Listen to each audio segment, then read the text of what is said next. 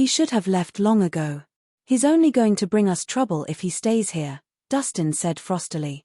Before your father left, he asked me to talk you into returning to the Rhys family. I refused.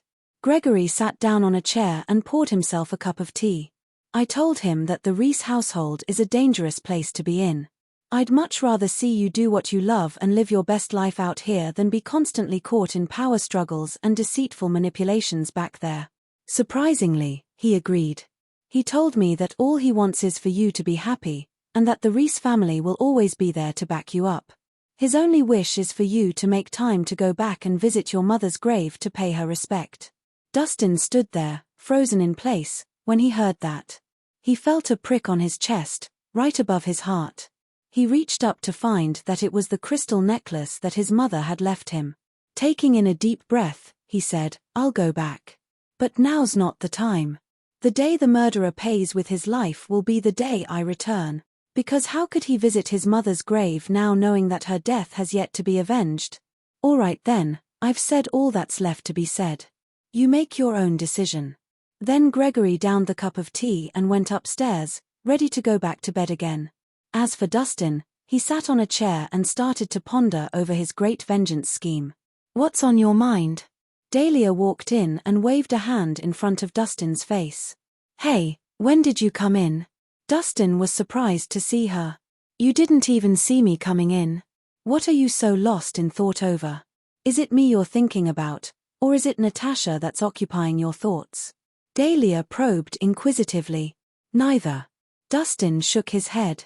That was a trick question, and he knew better than to answer it. Oh, is there someone else that you've got your mind on? Dahlia asked, looking at him questioningly. Of course not. Dustin was amused by Dahlia's question.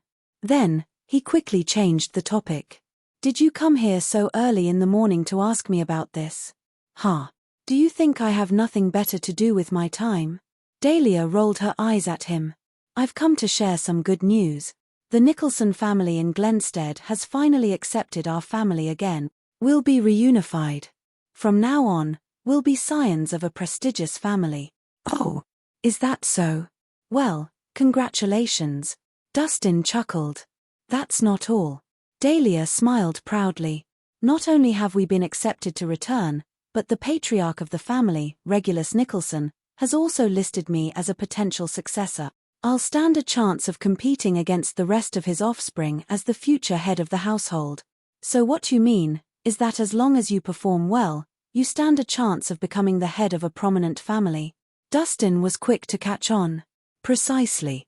Dahlia snapped her fingers and giggled excitedly. So many people dream about being listed as potential successors of the family. I never would have guessed that the patriarch would choose me. What a pleasant surprise.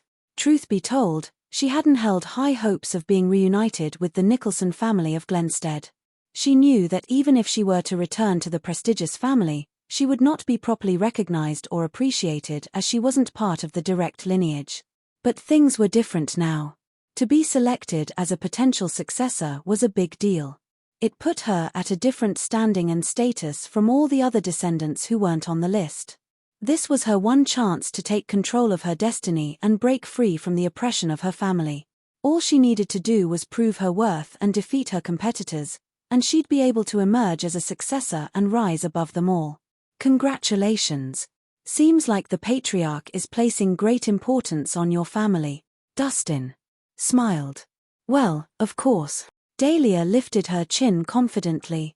Now that the chance presents itself, you better butter me up nice and well or you'll be sorry you missed the opportunity to do so when I become the successor.